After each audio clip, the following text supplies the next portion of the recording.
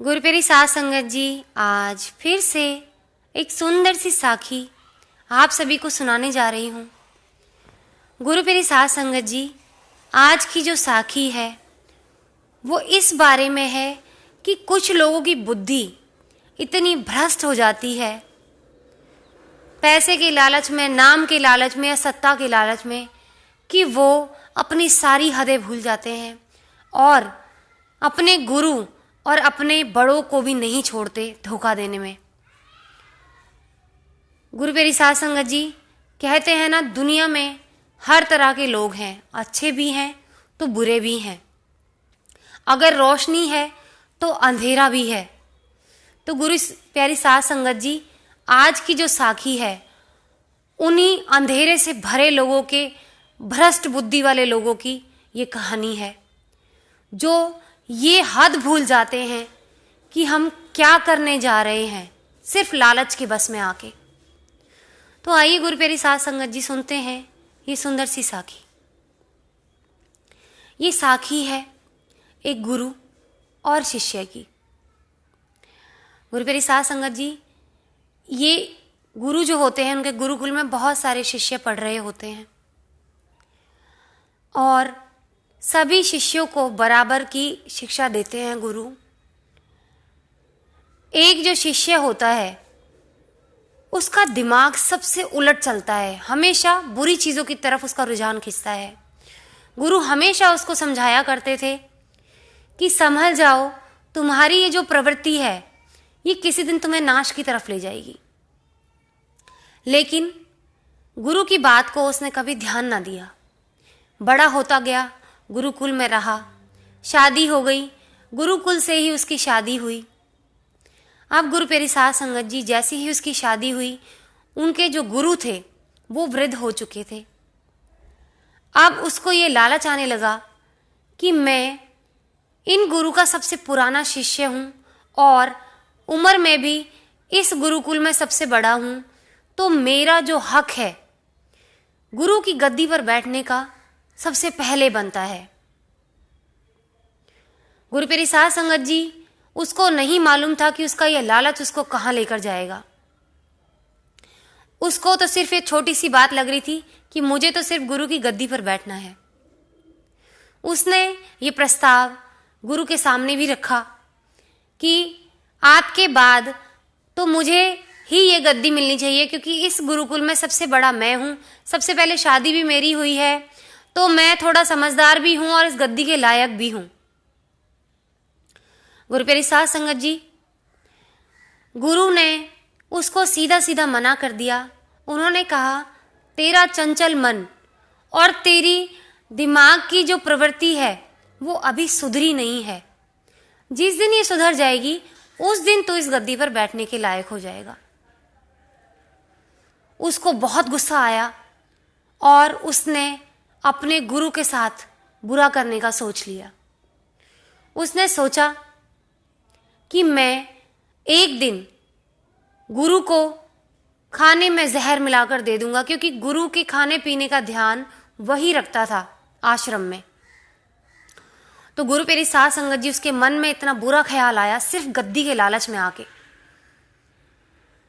उसने उस रात जहर की पुड़िया अपने गुरु के खाने में मिलाई और इससे पहले कि अपने गुरु को खाना देने जाता तो उसके घर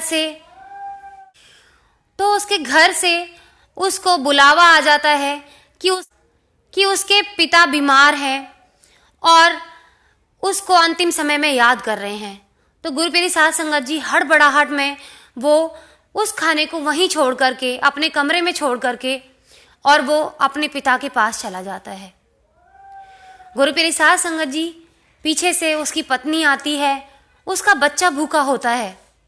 तो गुरु प्यारी साध संगत जी उस खाने को देख के, दोनों ही भूखे होते हैं, उस वक्त खाने का समय हो रहा होता है, तो पत्नी उस खाने को देख के उसका मन करता है कि मैं इसी खाने को ले लेती हूँ और गुरु के लिए दूसरी थाली में लगा दूंगी। गुरु प्यारी साध संगत जी उस थाली को खा करके वो अपने बच्चे को भी उसी थाली में से खाना खिला देती है। वो खाना खत्म कर चुके होते हैं। इतने में वो अपने पिता को देख करके आता है, तो आकर देखता है कि उसकी पत्नी और बच्चा दोनों ही जमीन पर गिरे हुए होते हैं। वो फूट फूट कर रोने लग जाता है और परमात्मा को दोष देने लग जाता है कि हे परमात्मा, ये क्या हुआ, ये मैंने क्या किया, ये मुझसे हुआ क्या। मैंने तो ये थाली अपने गुरु के लिए तैयार की थी और इससे मेरा ही परिवार तहस नहस हो गया, जिसके लिए मैं गद्दी के लिए अपने गुरु की जान लेने चला था। आज शायद मुझे मेरे कर्मों का फल मिल गया है। गुरु प्यारी साध संगत जी बहुत जोर जोर से रोने लग जाता है। उसके रोने की आवाज उसके गुरु के कक्ष तक पहुंच जाती है और गुरु भागा भागा आता है और उससे पूछता है कि क्या हुआ। तो वो अपने गुरु को कहता है, गुरु को पूरी बात भी नहीं बता सकता क्योंकि अपने मन का चोर कैसे बताए। तो गुरु से कहता है कि इन्होंने खाना खाया और उसके बाद ही जमीन पर गिर गए। गुरु प्यारे साध संगत जी कहते हैं ना, गुरु अपने हर शिष्य के मन की बात को समझ जाता है बिन कहे। गुरु प्यारे साध संगत जी वो समझ चुके थे कि मेरे खाने का वक्त हो रहा था और आज ही मुझे खाना देने भी नहीं आया और खाने की थाली भी तैयार हुई पड़ी थी, वही थाली जिसमें मैं खाना खाता था, और उसी थाली में खाना खा के वो दोनों जमीन पर गिरे पड़े थे। गुरु ने अपने पास से कुछ जड़ी बूटी निकाली और वो जड़ी बूटी घिस के उन दोनों को पिला दी। उस जड़ी बूटी को पीते ही थोड़ी देर बाद उसका बच्चा और उसकी बीवी उठ खड़े हुए। वो अपने गुरु के पैरों में गिर पड़ा।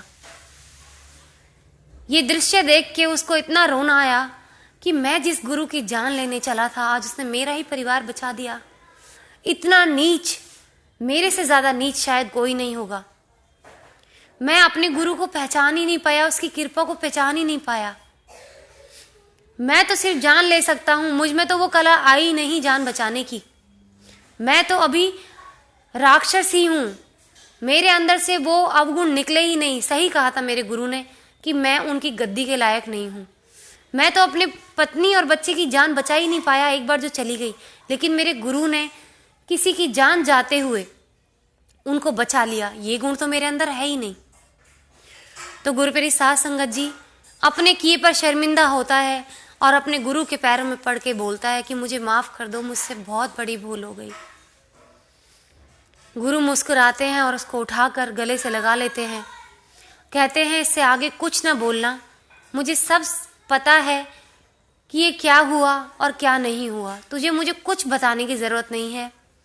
मैं अच्छे तरीके से जानता था कि तेरे मन में गद्दी का लालच है और तू एक ना एक दिन ये काम जरूर करेगा। उसी दिन मैंने जहर से बचने के लिए ये पुड़िया पास में रखी हुई थी और मुझे ये भी पता था कि तुझसे गलती होगी क्योंकि तू इस कला में पारंगत भी नहीं है। तू ना तो अच्छी कला में पारंगत है और ना ही बुरी कला में। इसीलिए मैंने तुझसे कहा था कि तू अभी इस गद्दी के लायक नहीं है। जब तक तेरा चंचल मन और ये तेरी बुरी प्रवृत्ति तुझसे दूर नहीं होगी, तब तक तू इस गद्दी के लायक नहीं होगा। और मुझे पता था कि तेरे हाथों मेरी नहीं, किसी और की मौत लिखी जाएगी, क्योंकि गुरु सब जानी जान होते हैं। गुरु प्यारी साध संगत जी, तो गुरु ने पहले से ही वो जीवन दान बूटी अपने पास रख रखी थी और अपने उसी शिष्य के परिवार को बचाया जो कि उसकी जान लेना चाहता था। ये गुरु का प्यार होता है। वो जानता है कि कुछ उद्दंड शिष्य होते हैं, लेकिन वो उसको भी रास्ते पर ले आते हैं अपने प्यार से। तो गुरु प्यारी साध संगत जी, ये थी गुरु के सच्चे प्रेम की कहानी कि वो अपने हर शिष्य को बराबर प्यार देते हैं। ऐसे ही होते हैं गुरु। तो गुरु प्यारी साध संगत जी, ऐसे ही कहानी है गुरु की कि एक बार महात्मा बुद्ध पर जाकर किसी ने थूक दिया होता है, किसी शिष्य ने उनको आजमाने के लिए। सब लोग उनको शांति का दूत कहते थे ना महात्मा बुद्ध को। तो एक शिष्य के मन में ऐसी खुरापात आई और उन्होंने जाके उनके मुंह पर थूक दिया। तो महात्मा बुद्ध ने हंसते हुए कहा कि बेटा और कुछ कहना है। तो दूसरा शिष्य हैरान रह जाता है कि आपके मुंह पर आकर इसने थूका और आपने इससे पूछा कि और कुछ कहना है। मेरा मन तो कर रहा है कि मैं इसको अभी यही जान से मार दूं।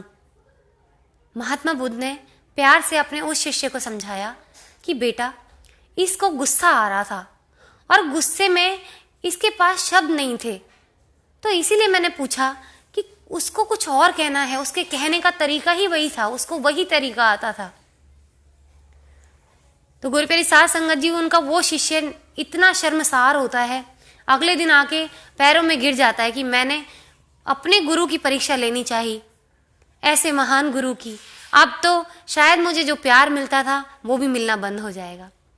पर महात्मा बुद्ध ने अगले ही दिन उसको गले से लगाया और पास बिठा के बोला कि तुम चाहे कितने भी उद्दंड हो जाना, मेरा प्यार तुम्हारे लिए कभी कम नहीं होगा।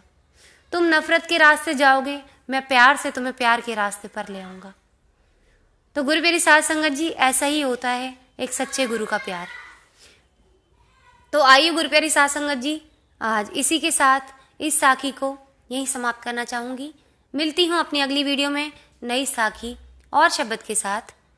आप कमेंट सेक्शन में जाकर मुझे ज़रूर बताएं कि आप कौन सा शब्द मुझसे सुनना चाहते हैं। और गुरु प्यारी साध संगत जी, मेरी वीडियोस को शेयर ज़रूर करें अगर आपको पसंद आ रही हैं, और मेरे चैनल को सब्सक्राइब करना ना भूलें। मिलती हूँ आपसे अपनी अगली वीडियो में। तब तक के लिए सिमरन करते रहें, सच्ची सेवा करते रहें।